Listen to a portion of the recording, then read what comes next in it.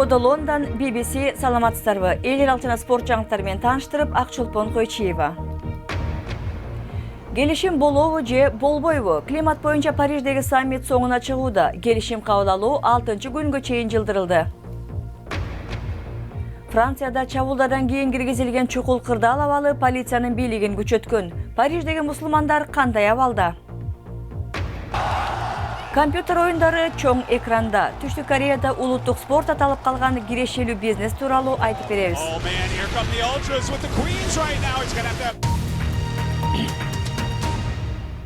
Париждеги конференцияда климаттын өзгөрүшүн ооздуктоо боюнча келишимди талкуулоо улантылууда. Соңку долбоор боюнча бир катар талаштуу маселелер чечилген, бирок келише турган жагдайлар дагы кала берүүдө. Климаттын жылууланышын 2 градус Цельсий деңгээлинде кармоо кооптуу абалга туш келген өлкөлөр үчүн жетишсиз экенин катышуучулар моюнга алды. Соңку келишимди иштеп чыгуу мөөнөтү эртеңкиге чейин узартылды. Дүйнөнүн ар бурчунан келген жетекчилер түн ортосуна чейин климаттык өзгөрүү боюнча келишимди талкууга алышты. Документтин жаңы нускасы кайрадан таратылган. Франциянын тышкы иштер министри дүйнөлүк коомчулук мунасага келүүгө жөндөмдүү экенин айтып, эртең келишим даяр болуп калышы мүмкүн деп белгилеген. Бирок таңгамаал ортодогу ажырымдан улам сүйлөшүүлөр дагы бир күнгө созулары маалымдалды. Жылыштар бар. Мунаса табылат деп ишенем. Туура багытта баратабыз. Арине бир нече маселе чечилиш керек. Тараптар глобалдык температуранын жылуулануусун чектөө деңгээли боюнча бир пикирге келбей жаткан. Айрым өлкөлөр мурда айтылган 2 градустук чектөө жетишсиз деп келген. Эми келишимдин жаңы нускасы температуранын жылуулануусу 2 градустан төмөн, 1,5 градуска жакын болушу абзел деп жазылган.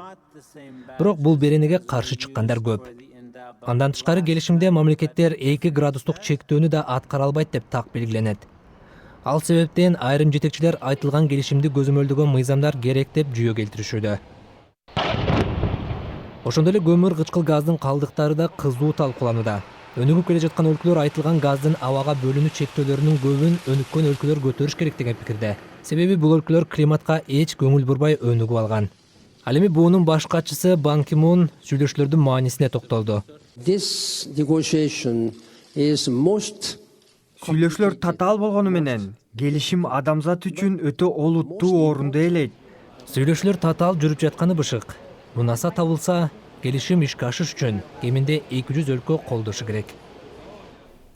Францияда террорчул чабуулдардан кийинки чукул кырдаал абалы дали алына элек. Андыктан укук коргоочулар атуулук эркиндиктер чектелип, өзгөчө Франциядагы мусулмандардын укуктары жабыркашы мүмкүн деп эскертишти. 130 киши курман болгондон кийин киргизилген чукул кырдаал тартиби француз бийликтерине соттун чечими жок эле үйлөрдө рейд жүргүзүүгө укук берет. Париждеги ресторандардын биринде кардарлар тамактанууда, бирок полиция кызматкерлери күтүүсүз рейд жүргүздү. Ресторандын кызматкерлери полиция шектүү эч нерсе тапкан жок деп айтышууда. Donc là, c'est l'une des portes qui a été fracturée par la police. Бирок ашкананын жетекчиси бул имараттын ээси мусулмандар болгондуктан буга окшош рейдтер дагы уланат деген пикирин билдирди. Дээрлик бир ай мурда Парижде орун алган террористтик чабуулдардан кийин өкмөт өзгөчө кырдаал жарыялаган. Андан бери Франциянын полициясы 2000ге жакын рейд өткөрүп, 330 адамды камакка алган жана биринчи жолу өлкөдө 3 мечит жабылды.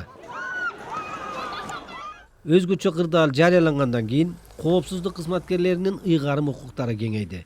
Эми полиция соттун чечимин күтпөй эле каалаган чеке менчик мүлктү текшере алат. Адам укуктарын коргогон уюмдар тургундардын жарандык эркиндик укуктары тебеленип жатканын айтышууда. Мүлк менен мечиттер талкаланып, ресторандардагы рейдтерди көрүп жатабыз. Өкмөт бул кадамдар тургундарга терс таасир тийгизип жатканын ойлогон жок. Албетте, тургундардын жарандык эркиндиги тебеленүүдө. Франциянын өкмөтү мыйзамды бузган коопсуздук кызматкерлери иштен алынат деп белгиледи. Ички иштер министри өзүнүн кайрылуусунда ар бир рейд текшерилген маалыматтын алкагында жүргүзүлгөнүн маалымдады. Арине айрым француз мусулмандары адилетсиздик болуп жатканын айтышууда.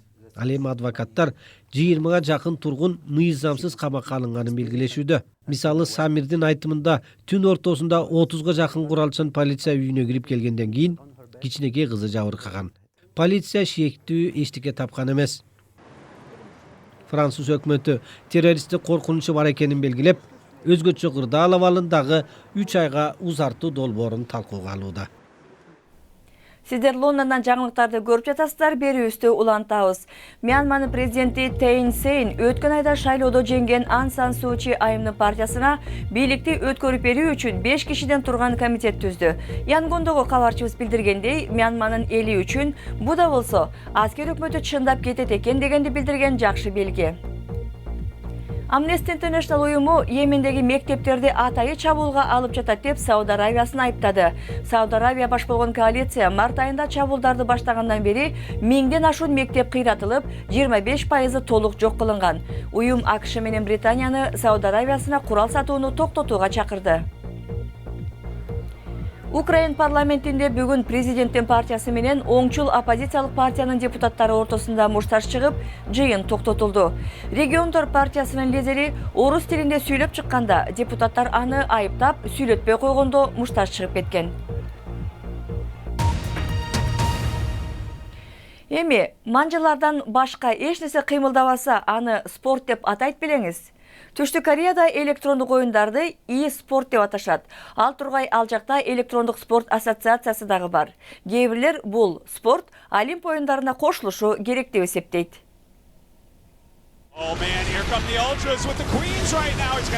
Футбол, теннис жана башка спорт оюндарын көп эле көрүп келебиз. Эми видео оюндары атайын каналдарда көрсөтүлүп, стадиондордо дүйнөлүк чемпионаттар өтүүдө. Түштүк кореялыктар компьютер оюндарын көңүл ачыш үчүн ойноп келген. Эми профессионал деңгээлде ойногондор көбөйүүдө. Бул оюндар аркылуу жан баккандар бар. Учурда сен компьютер ойноп үй-бүлөңдү багасыңбы деп сурабай калышты. League of Legends оюну аркылуу жылына $500 миллион тапшырылат. Арине айрымдар жаш түштүк кореялыктар өтө көп убакытты компьютерде ойноп өткөрүшөт деп айтышууда. Өлкөдөгү мыйзамга ылайык 16 жашка чыга элек өспүрүмдөр түнкү саат 12ден кийин компьютер ойноого укугу жок. Бирок e-sports өлкөнүн улуттук оюнуна айланып бараткандай. Ник Плот Америкадан Түштүк Кореяга жер которгон. Ал комментатор болуп иштейт. E-sports Олимп оюндарына кошулушу мүмкүнбү деген суроо катачылыкка жатат. Качан деген суроо берилиш керек. League of Legends компьютердик оюндун дүйнөлүк чемпионаты. Футбол боюнча дүйнөлүк чемпионаттын финалы өткөн стадиондо орун алды. Видео оюндун финалын көрүүгө 120 000 көрөрман келген. Ал эми жакында эле бир мелдешти уткан топ дээрлик $7 миллион жеңип алды. Видео оюндары профессионалдык деңгээлге чыгууда. Эми чын спорт жаңылыктарына келдик. Англия премьер-лигасында биринчи саптагы 4 команданын 3-өө демалыш күндөрү беттеш өткөрөт. Экинчи орундагы Арсенал лиганын түбүндөгү Астон Вилла менен ойнойт. Астонда жаңы тренери Реми Гарде менен биринчи жолу чыгууда. Үчүнчү орундагы Манчестер Сити өз таласында Свонзи менен ойнойт. Свонзи тренери жок чыгат, анткени Гарри Монк кызматтан алынган. Манчестер Юнайтед болсо Борнмут менен беттешет. Европа футбол ассоциациясынын президенти Мишель Платининин футболдон 90 күнгө четтетилгени боюнча тыюуну алып салуу арызы канааттандырылган жок. Демек ал 2016 жылкы Европалык чемпионаттын финалына катышуучуларды аныктоо жыйынына катыша албайт. Учурунда Франциянын жана Ювентустун жылдызы болгон Платини ФИФАнын президенти Сеп Блаттер менен бирге коррупция тергөөсүнө алынган. Экөө тең айыптарды четке кагууда. Жаңылыктардын соңунда көпчүлүк түрмө дегенде шарты оор, катаал чөрөнү элестетет. Бирок Бразилияда бир башкача абак бар экен. Бул Риодогу Нельсон Хангрия аялдардын абагы. Абактагылар жаңы жылга даярданып, эң мыкты жасалгалуу камера жана эң мыкты аткаруу деген наам үчүн жарышка түшкөн. Мында иштер абакта отургандар үчүн дагы, күзөтчүлөр үчүн дагы жеңилирээк маанай түзөт дейт абактын жетекчиси.